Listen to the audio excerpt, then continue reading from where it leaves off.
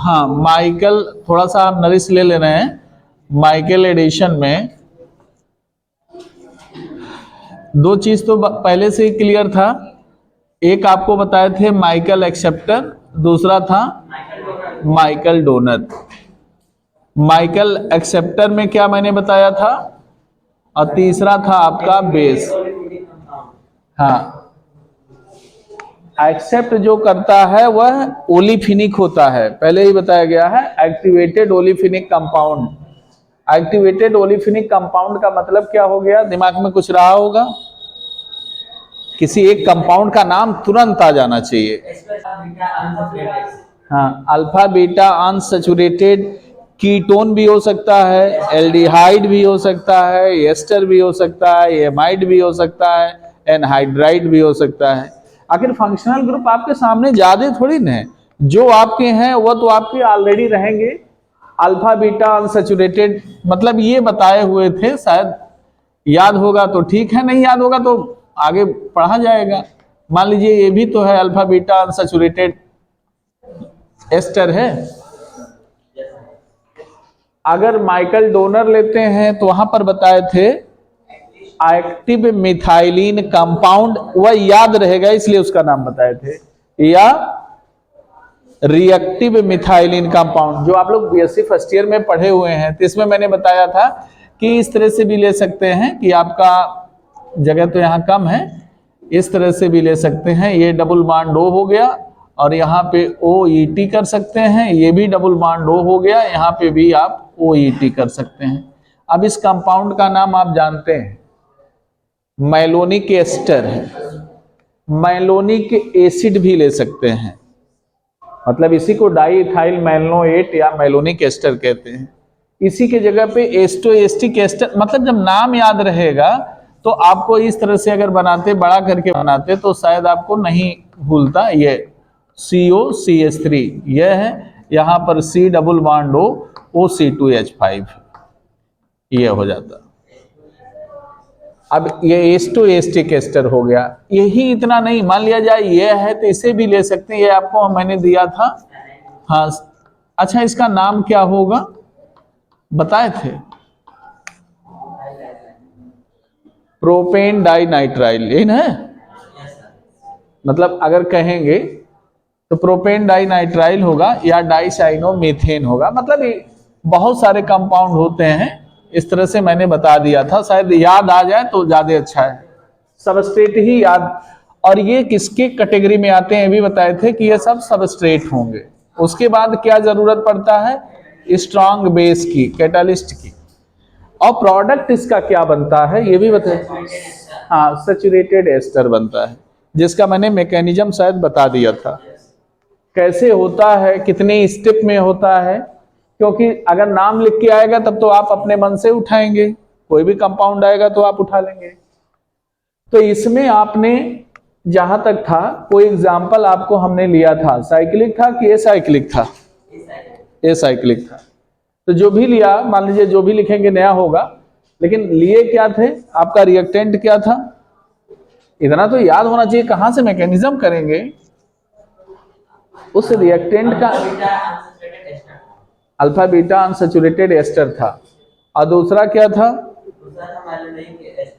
Malonic ester था, तीसरा sodium methoxide base था। आपने बना लिया था, उसके बाद भी मैंने लिया था। नहीं, ये भी एग्जांपल आपको हमने शायद करवाया है, हो सकता है याद नहीं आ रहा हो, ये भी मैंने करवाया था। जैसे आप लोग भूल जाते हैं ना, भूलते बहुत जल्दी हैं, OC2H5 इसका एग्जांपल मैंने दिया था, शायद भूले हुए होंगे। OC2H5 ये मैंने लिया था, इसका नाम भी बताया था। और इसके साथ मैंने ये कहा था कि ये भी लिया था, ये कंपाउंड लिया था, याद करने के लिए। मैंने पेपर में आने वाला है, उसके बावजूद भी मान लीजिए हम ही देंगे तो हम ही इसी को उठा के दे देंगे।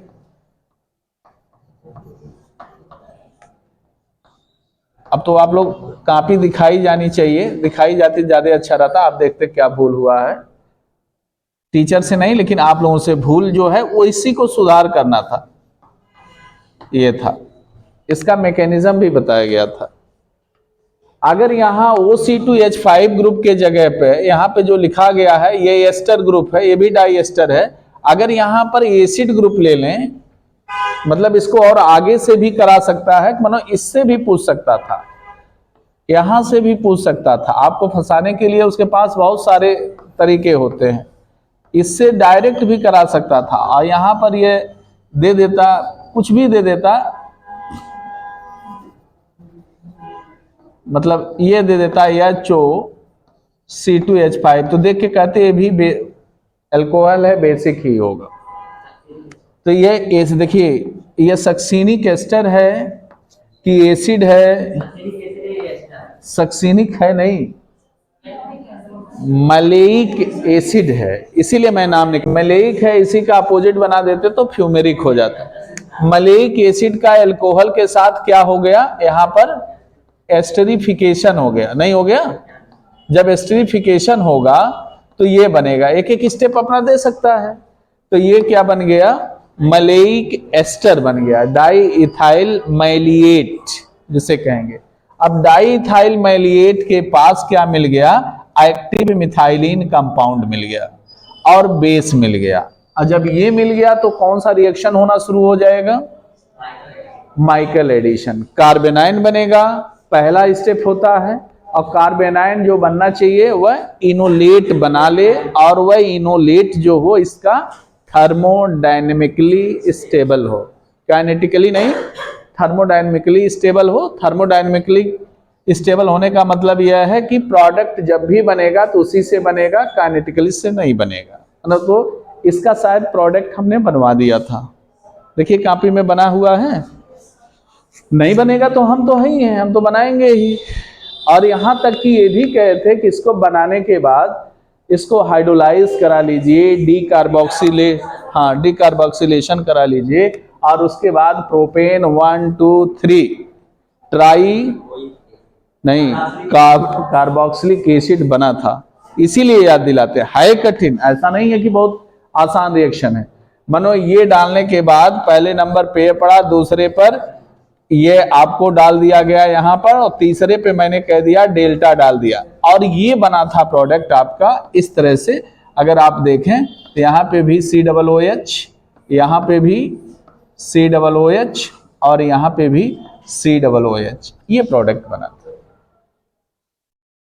प्रोपेन ये बनवाए थे ना, प्रोपेन 1 2 3 ट्राई कार्बोक्सिलिक एसिड, ये प्रोडक्ट तो प्रयास करने से ही मिलता है। उसके बाद मैंने कहा था कि ये ऐसा नहीं है, बहुत आसान तो नहीं होता है, इसका जो आता है कभी कभी एप्लीकेशन पूछ लेता है, मतलब ये सब करवा चुके हैं। तो यहाँ पे हम लोगों के सामने ये था,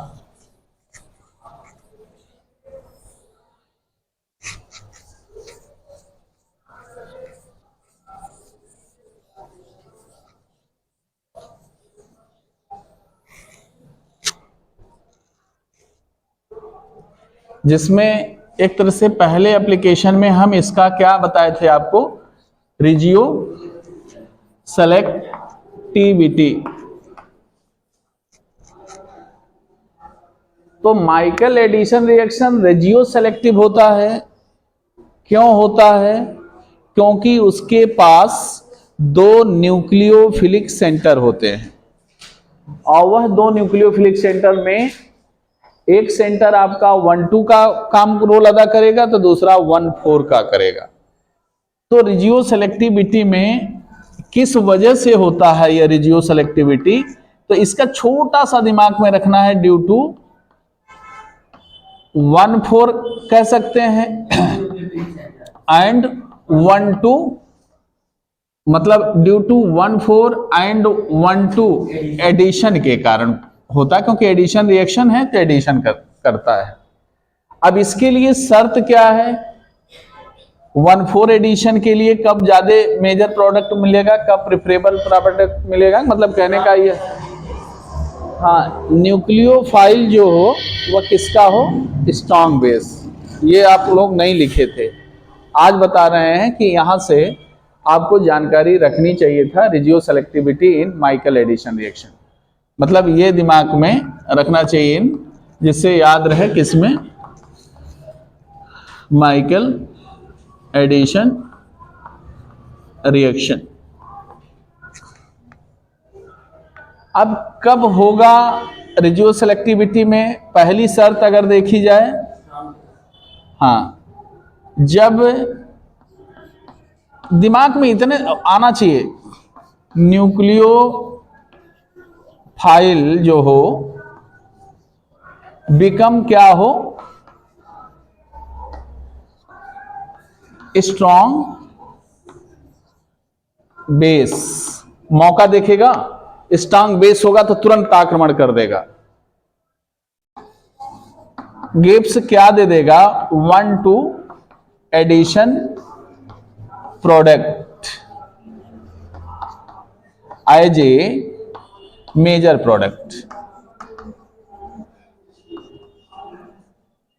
एज ए मेजर प्रोडक्ट। तो हमारे सामने अब कौन होते हैं न्यूक्लियोफाइल जो बनाते हैं, तो उसके लिए हमने कुछ बताया था आपको, कुछ एग्जाम्पल दिमाग में रखे रहिएगा। जैसे ग्रिग्नॉर्ड रिएजेंट्स, स्पेशली ग्रिग्नॉर्ड रिएजेंट। तो ग्रिग्नॉर्ड रिएजेंट में आपको पहले ये बताए थे कि RMgX ये जो होते हैं वह जो न्यूक्लियोफाइल से न्यूक्लियोफाइल जनरेट करते हैं उनका बेसिसिटी ज़्यादा हो जाती है।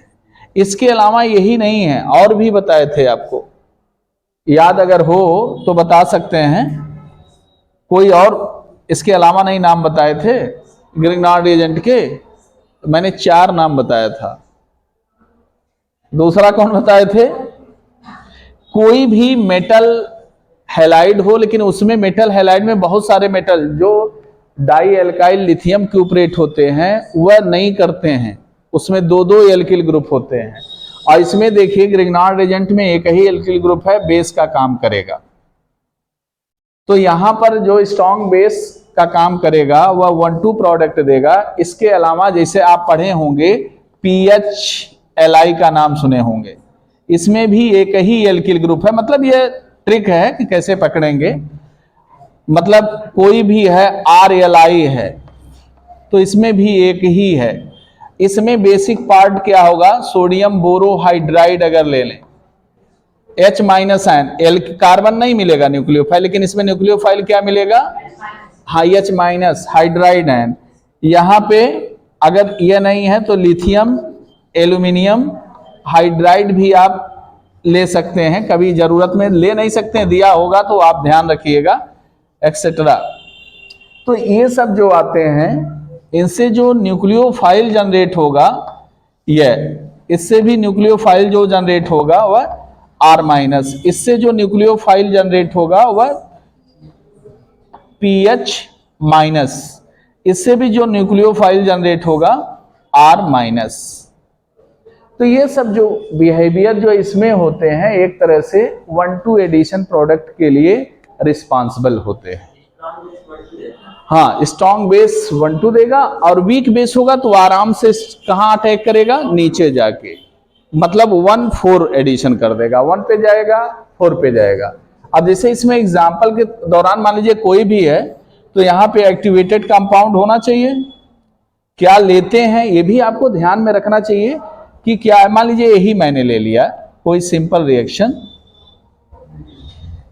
और यहां पर ये डाल दिया,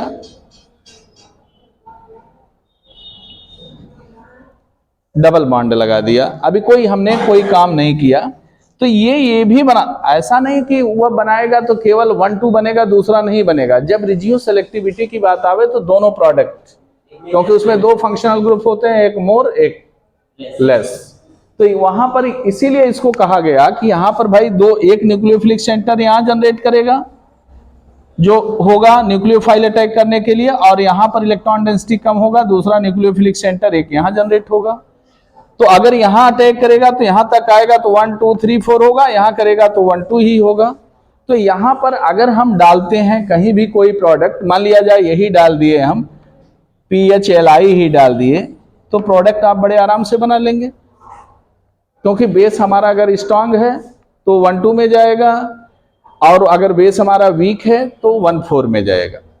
लेकिन बेस का कंडीशन क्या होता है कि जब हम इसका कराते हैं तो कहने के लिए है ना कि हम सोडियम एथॉक्साइड ले लें, सोडियम टर्शियरी ब्यूटाक्साइड ले लें, सोडियम प्रोपाक्साइड ले लें, तो सबके सब क्या है, स्ट्रॉन्ग बेस है। लेकिन वह बेस क्या करते हैं, सबसे पहले कार्बेनाइन कार्बन न्यूक्लियोफाइल बनाते हैं, और जब कार्बन न्यूक्लियोफाइल बनाएंगे तो वह कार्बन न्यूक्लियोफाइल जो होगा उसका बिहेवियर कैसा होना चाहिए, स्ट्रॉन्ग बेस होना चाहिए कि वीक बेस होना चाहिए। इससे नहीं मतलब रखता है कि वह क्या है। अब देखिए वीक बेस में एक कंडीशन हमने ये रखा, अगर यहीं पे दूसरा जब क्या होगा, बी लिखेंगे कि वह nucleophile become weak base gives 1,4 product, ये दो शर्तें हैं। इसको लिखेंगे तो प्रोडक्ट क्या आपका मिलेगा, यहां पे बना सकते हैं, क्या प्रोडक्ट देंगे, बड़ा सिंपल है, क्या मिल सकता है, कुछ तो बता ही सकते हैं। हाँ 1-2 एडिशन होगा तो प्रोडक्ट क्या मिलेगा,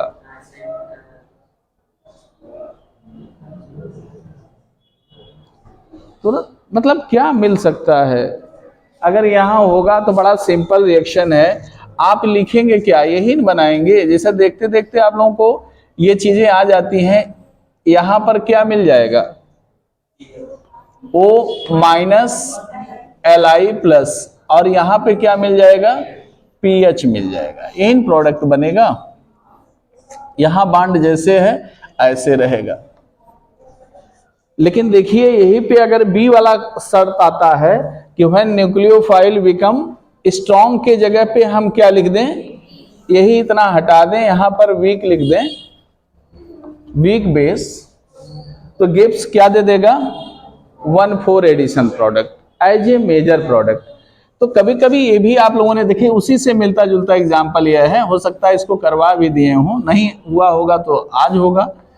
यहां डबल बॉन्ड है ये, और इसके साथ ट्रीट हम कर रहे हैं किसको, इसको ले रहे हैं, इसका नाम सारे लोग जानते होंगे, बहरहाल पढ़े तो है ही हैं,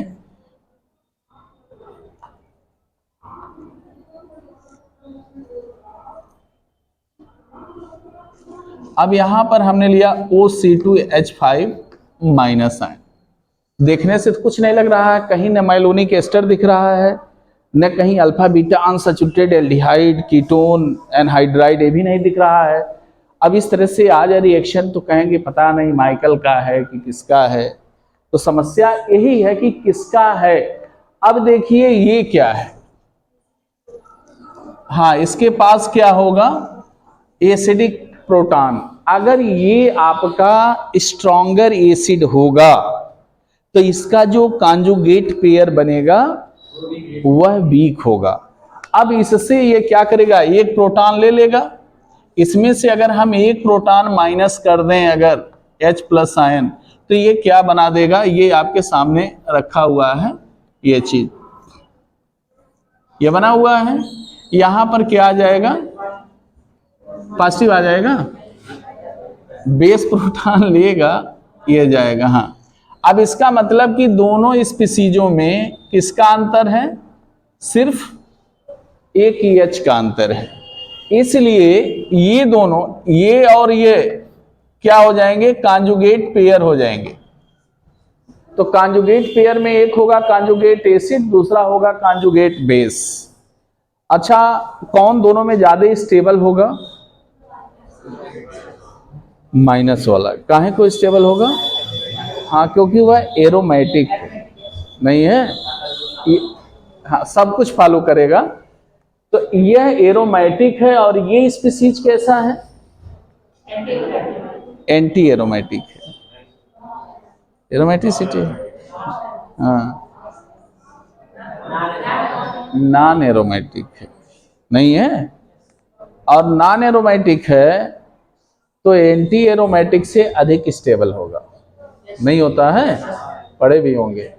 और जो एरोमेटिक कैरेक्टर पा जाते हैं वो और ज्यादा स्टेबल हो जाते हैं, इसलिए इससे इसके बनने की प्रोबेबिलिटी बहुत ज्यादा होगी, इससे इसमें आने की प्रोबेबिलिटी बहुत कम होगी। तो इसका मतलब यह है जो बनना चाहेगा फॉरवर्ड रिएक्शन फास्टर होगा। इसका मतलब इसका बिहेवियर कैसा होगा, स्ट्रॉन्ग एसिड का, तो इसका व्यवहार कैसा होगा, वीक बेस। अगर ये स्ट्रॉन्ग बेस होता तो फर्द इसमें कन्वर्ट हो जाता, भाई प्रोटॉन ले लेता, इसमें आ जाता, बैकवर्ड रिएक्शन फास्टर होता। इसका मतलब ये हमारा जो बना, जो इससे कार्बेनाइन बनेगा एज ए न्यूक्लियोफाइल, ये तो आपका पहले कार्बन न्यूक्लियोफाइल बना, और ये कार्बन न्यूक्लियोफाइल कैसा वर्क कर रहा है, acts as a weak base. तो यह वीक बेस का काम करेगा, और वीक बेस का जब इस पे एडिशन होगा तो ये कहां अटैक करेगा, 1,4 पे, मतलब 1,4 एडिशन। ये यहां अटैक करेगा, यह यहां जाएगा, ये यहां आ जाएगा, और पहले इनोलेट बनेगा, उसके बाद प्रोडक्ट बनेगा जो डबल बॉन्ड होता है। मतलब ये अगर देखें तो इसको बनवाए नहीं थे हम, तो ये जब करेगा, ये अटैक करेगा, मैकेनिज्म नहीं बता, मैकेनिज्म बताया जा चुका है, इसलिए हम कहें कि थोड़ा सा देखिए नया। जब अब ये बच गया था यहां पे, ये आप बना लेंगे, इसमें कोई दिक्कत नहीं है।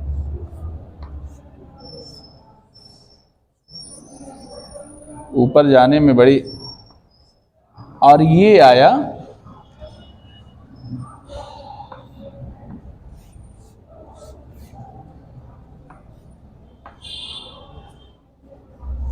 यही बनेगा प्रोडक्ट। इसके बाद क्या होता है, ये डिलोकलाइज होता है, ये उठ के यहाँ पे सैचुरेट करना रहता है इसे। तो ये इसमें क्या मिलाते हैं, जो आपका निकला हुआ है C2H5OH, इसी में से आपका ये कैटालिस्ट को मुक्त कर देता है प्रोटॉन लेकर के, इसको वही उसी में लाके खड़ा कर देता है जैसे था आपका।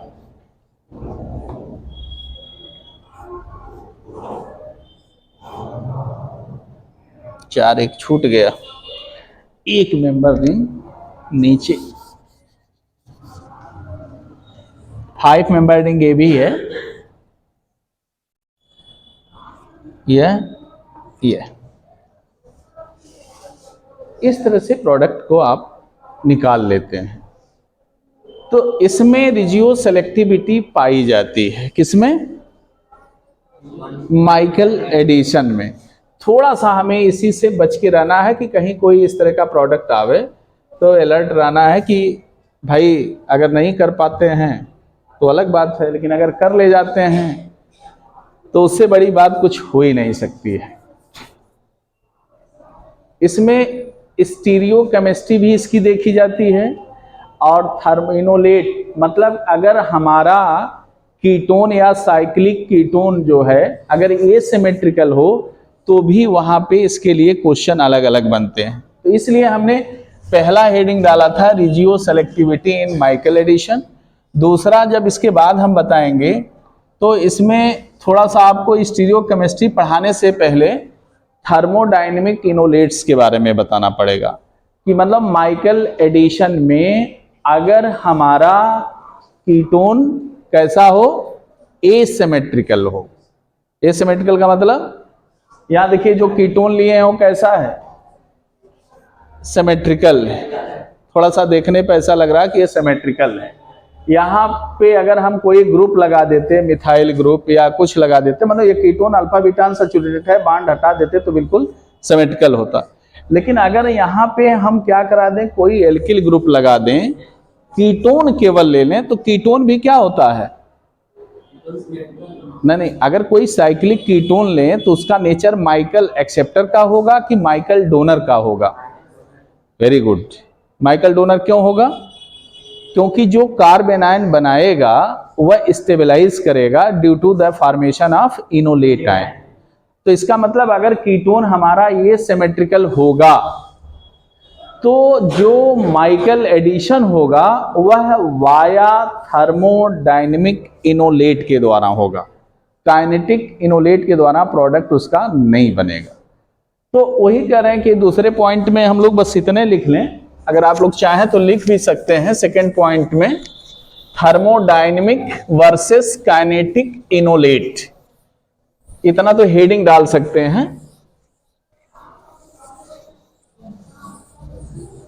मतलब ये चाहिए जिससे याद रहे कि वह हेडिंग आपको पढ़ना है। थर्मोडायनामिक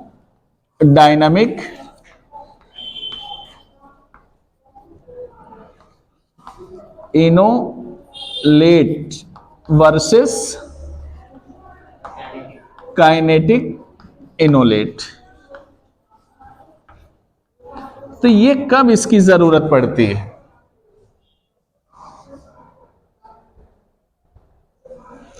तो दिमाग में इतना लिखना है कि इन Michael addition reaction, MAD, Michael addition, MAR, Michael addition reaction, अगर हमारा कीटोन हो चाहे साइक्लिक कीटोन, अब लिख दिए cyclic ketone is asymmetrical.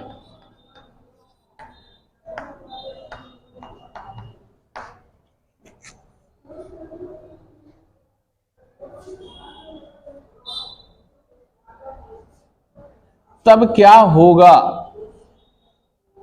Then addition जो होगा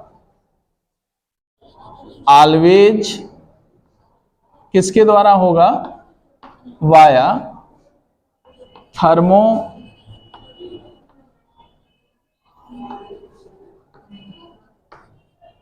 इनोलेट। अब इसमें थर्मोडायनेमिक इनोलेट इतना छोटा सा लिखना था कि जिससे आपको पकड़ में रहे कि हम कहना क्या चाहते हैं, रिएक्शन छोटा हो या बड़ा हो। चलिए, कीटोन एसिमेट्रिकल या सिमेट्रिकल होने से कोई बहुत फर्क नहीं पड़ता है, लेकिन यह दिमाग में आपको रहना चाहिए, चाहे 6 मेंबर हो 5 मेंबर हो, कोई भी बना सकते हैं। ये यहां पर अगर कोई ग्रुप लगा दिया जाए, CH3 लगा दे, अगर न लगा होता तो ये सिमेट्रिकल किस में चला जाता? सिमेट्रिकल में चला जाता। और इसके साथ हमने ये लिया, कोई भी कंपाउंड हम ले सकते हैं, मान लिया जाए इसी को ले लिए,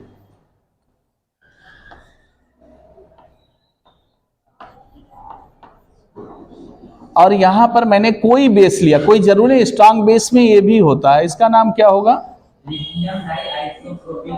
वेरी गुड, LDA मतलब लिथियम डाई आइसोप्रोपाइल एमाइड होता है।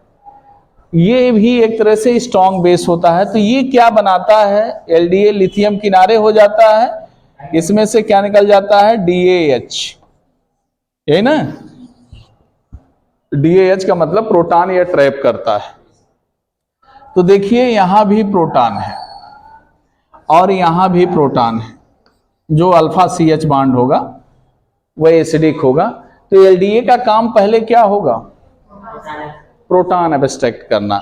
मतलब LDA करेगा, इसमें से प्रोटॉन ले लेगा। जैसे कि आप चाहें तो इधर भी जोड़ सकते हैं, इसको उधर भी जोड़ सकते हैं। तो यहां वाला प्रोटॉन, अगर ये LDA क्रिया इससे करता है कि मान लिया जाए सपोज दैट हमने LDA इसमें डाला, उसको छोड़े, यहां पर LDA मैंने लगाया। LDA का मतलब, LDA का स्ट्रक्चर यही है, आप लोग जान लीजिए। एमाइड का मतलब क्या होता है? NHOH। ये आइसोप्रोपाइल ग्रुप है, एक आइसोप्रोपाइल, दो आइसोप्रोपाइल, तो इन दोनों को हम कहते हैं डाई आइसोप्रोपाइल। काम खत्म हो गया। और यहां पर I है तो लिथियम प्लस हो जाएगा, तो लिथियम और नाइट्रोजन माइनस है, डबली बॉन्डेड है, एक आयनिक बॉन्ड है, आयन में है, इसलिए di lithium di isopropyl amide कह दिया जाता है, AMID, जबकि एमाइड ग्रुप नहीं होता है। तो यहां पर जब इसको डालेंगे तो दोनों पॉसिबिलिटी है, LDA इधर से भी ले सकता है प्रोटॉन को, ये भी ले सकता है, ये भी प्रोटॉन को ये ले सकता है। लेकिन अगर आप देखें तो बहुत जल्दबाजी में, तो रिएक्शन फास्ट कौन होगा? ये लेगा तो ये बनाएगा डबल बॉन्ड O, ये आपका है। एक स्टेप को मैकेनिज्म में अभी हमने लाया नहीं, यहां पे आ गया माइनस चार्ज, और यहां पे जैसे है CH3 है, और यहां पर बन गया डबल बॉन्ड O, यहां CH3 है आपने लिखा है, और यहां पे माइनस आ गया। पहला काम, और यहां पे निकलेगा -DAH। तो ये कार्बेनाइन और इस कार्बेनाइन में अगर देखें तो कौन ज्यादा स्टेबल होगा, लेफ्ट वाला कि राइट वाला? ये बना क्या है, कार्बेनाइन बना है स्टेबल, मोर स्टेबल कार्बेनाइन। ये क्या बना है, लेस स्टेबल कार्बेनाइन, क्योंकि यह destabilise by plus I effect. तो यह दिमाग में रहना चाहिए।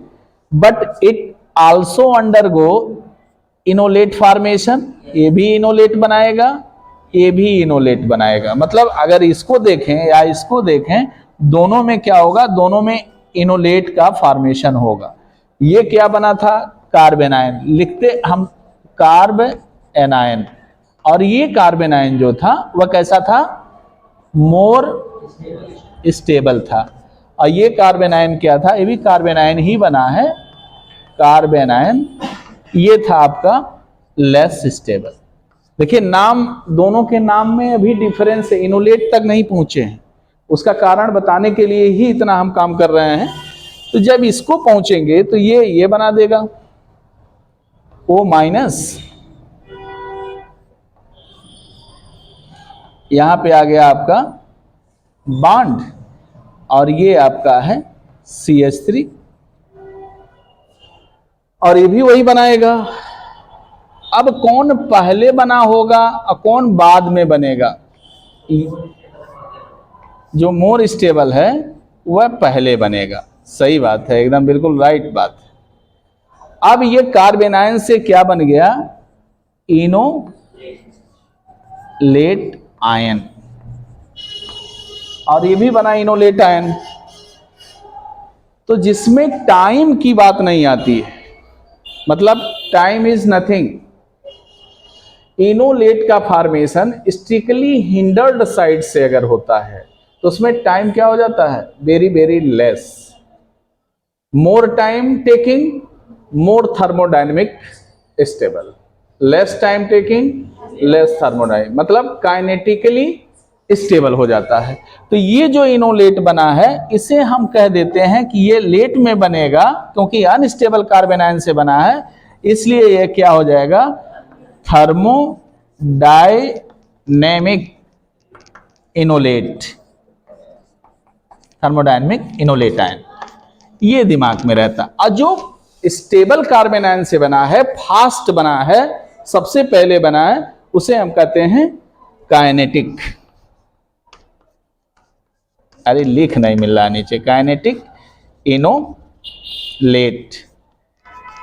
तो काइनेटिक इनोलेट से प्रोडक्ट हमारा माइकल एडिशन का नहीं बनता है। तो एग्जाम में आता, ऑप्शन में आता तो दो दो बन जाते। तो हमें ये जानना जरूरी था, कार्बेनाइन जिसकी स्टेबिलिटी ज्यादा होगी उससे हमारा जब भी बनेगा इनोलेट वह काइनेटिक इनोलेट, क्योंकि वह पहले बनेगा, फास्टर होगा, और जो बाद में बनेगा वह हमारा इनोलेट थर्मोडायनेमिकली होगा। मतलब ये सब छोटी बात है, कोई बहुत ऐसा नहीं है कि आप सुने नहीं होंगे, सुने होंगे। अब जब ये बनाएगा इनोलेट, तो इनोलेट बनाने के बाद ये कहां अटैक करेगा, माइकल एडिशन में दूसरी बात है कि किस बॉन्ड का फॉर्मेशन होता है, कार्बन कार्बन बॉन्ड का फॉर्मेशन होता है, और अटैक करेगा तो कार्बन। तो जो थर्मोडायनेमिक इनोलेट है वह क्या करेगा, डीलोकलाइज होगा, और यहां कार्बेनाइन बनाने के बाद ये जाके कहां अटैक करेगा, आपके इस पे अटैक करेगा।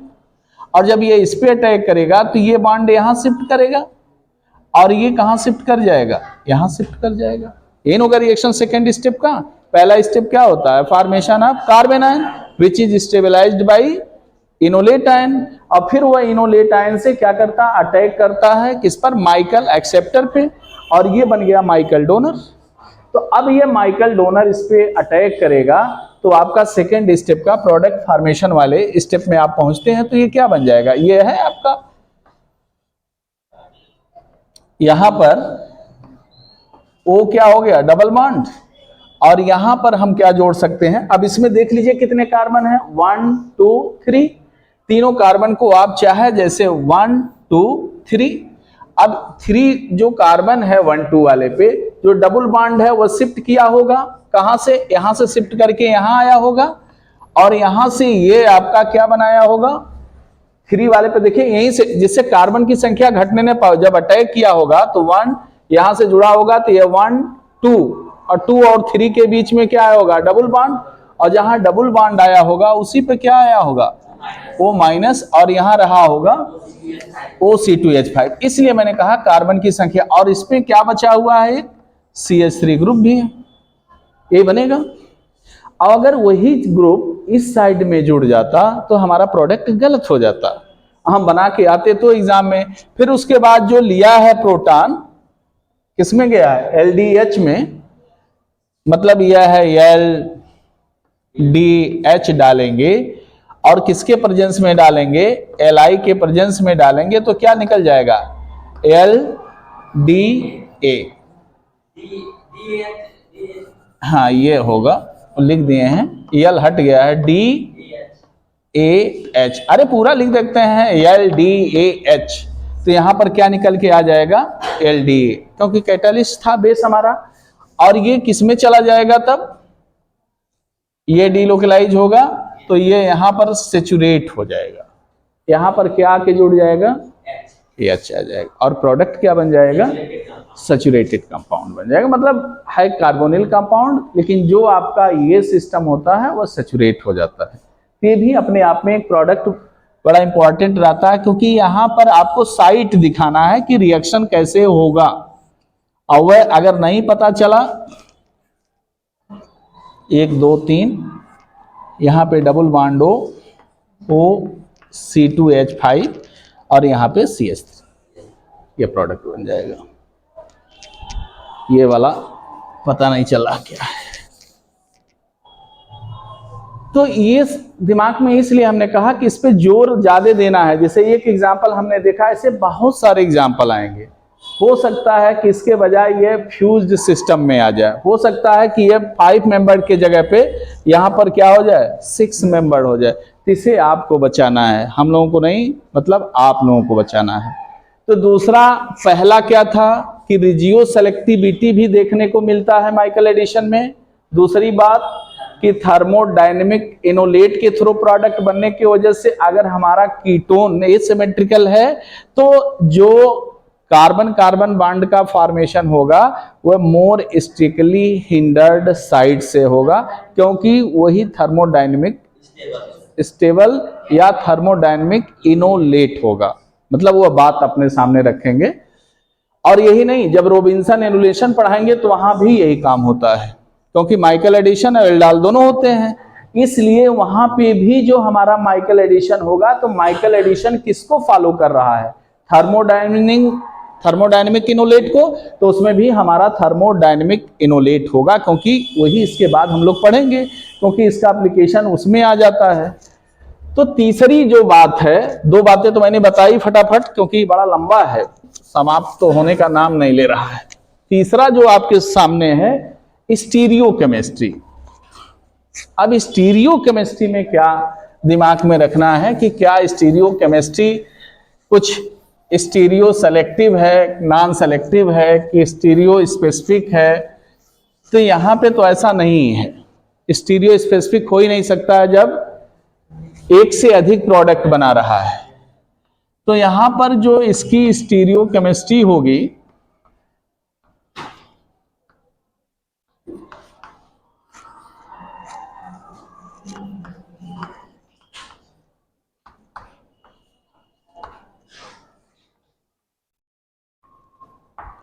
माइकल एडिशन रिएक्शन में, उसमें ध्यान में ये केवल एक बात रखना है कि जो न्यूक्लियोफाइल होगा एज ए बेस, अर्थात जो इनकमिंग ग्रुप होगा, आने वाला ग्रुप, वह जब आके अटैच करता होगा, आके जुड़ता होगा, जैसे इसमें इनकमिंग कौन है, अगर ये जो मैंने लिखा है, हाँ, आने वाला ग्रुप कौन है, जाने वाला ग्रुप कौन है, कौन आके अटैक करेगा, तो न्यूक्लियोफाइल ही तो आके अटैक करता है, या न्यूक्लियोफाइल जाके कहीं अटैक करता है। तो इसमें देखिए न्यूक्लियोफाइल ये हो गया अटैकिंग रिएजेंट, ये जाके यहां अटैक करेगा, या ये ग्रुप यहां आके जुड़ जाए। तो आने वाला ग्रुप, इनकमिंग ग्रुप के दिमाग में रखना है कि इनकमिंग ग्रुप कहां पे आएगा। तो इनकमिंग ग्रुप में जो भी इनकमिंग ग्रुप आएगा वह कहीं न कहीं आके आपका अटैच होगा। और किस पे अटैच होगा? अल्फा बीटा अनसैचुरेटेड एल्डिहाइड हो, कीटोन हो, कुछ भी हो सकता है।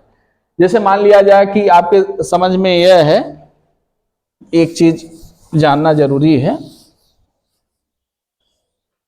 इसी में एक आध एग्जाम्पल और देना है, अभी दे रहे हैं, एग्जाम्पल नोट किए हैं, उसी से प्रोडक्ट बनवाएंगे, देखते हैं उसको बना लेते हैं कि नहीं।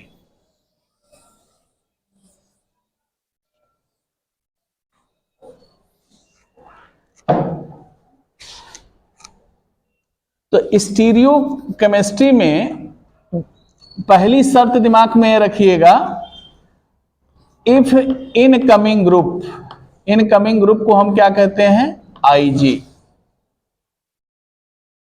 इनकमिंग ग्रुप अगर रिंग पर आता है, हाँ मतलब पहले दिमाग में रख लीजिए कि कैसे उसको आप करेंगे कि याद रहेगा। तो उसकी केमिस्ट्री ऑलवेज क्या होती है? Below the plane. और अगर incoming group outside the ring आता है तो उसकी स्टीरियो केमिस्ट्री ऑलवेज क्या होती है? अबव द प्लेन होती है। इसका मतलब किसी रिंग पर अगर इनकमिंग ग्रुप आता है, अगर incoming group attached at the ring, always take the stereochemistry of dash bond की wedge bond, dash bond, because of below the plane. और अगर वह आउटसाइड रिंग के जाती है तो उसकी स्टीरियो केमिस्ट्री क्या हो जाएगी? हाँ, if incoming group comes on ring लिखिए, चाहे हाँ अटैच्ड ऑन किस पर? रिंग, ऑलवेज क्या होगा? Below the plane. That is कैसा होगा? Dash bond.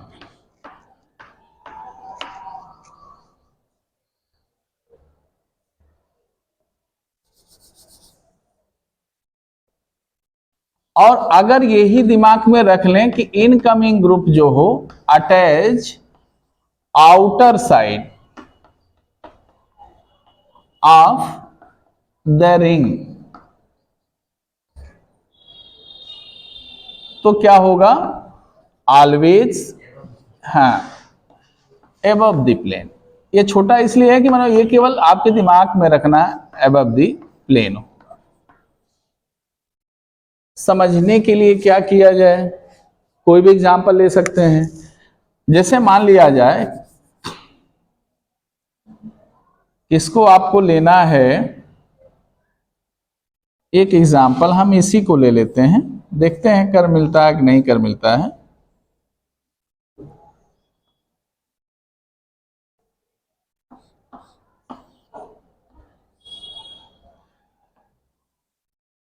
और यहां पर मैंने लिया CH2,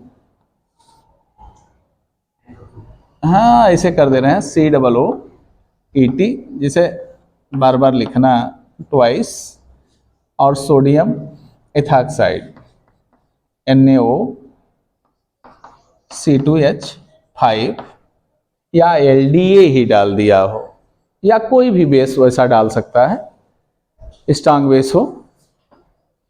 तो अब यहां पर ये एग्जाम्पल देखने से लग रहा है कि हाँ ये सही है, इसको हम कर सकते हैं। देखने का मतलब यह है कि जो हमारा बनेगा कार्बेनाइन वह इससे बनेगा कि इससे बनेगा, ये भी ध्यान रखना पड़ेगा। तो यहां पर देखें तो ये अल्फा बीटा अनसैचुरेटेड कीटोन है, मतलब ये अल्फा है, ये बीटा है, और ये फंक्शनल कार्बन है, और यहां पर ये एक्टिव हाइड्रोजन लिया हुआ है, इसलिए कार्बेनाइन कौन बनेगा? तो कार्बेनाइन यही बनाएगा, क्योंकि यहां से प्रोटॉन ले जाएगा, तो इससे इन दोनों के रिएक्शन से क्या मिलेगा? ये मुझे मिलेगा, कार्बेनाइन यही मिलेगा। ये आपका जो भी है C++OET, यही आपका है कार्बेनाइन। तो ये जो कार्बन आयन बनेगा वह किसका काम करेगा? इनकमिंग ग्रुप का बनेगा। अब इनकमिंग ग्रुप जो बना हुआ है वह अब देखना है अटैच ऑन रिंग होगा कि attach outer side of the ring होगा। हाँ, अब देख के ही बताएंगे आप, इसी स्ट्रक्चर, बिना उसको देखे प्रैक्टिकली हम नहीं कुछ बता सकते।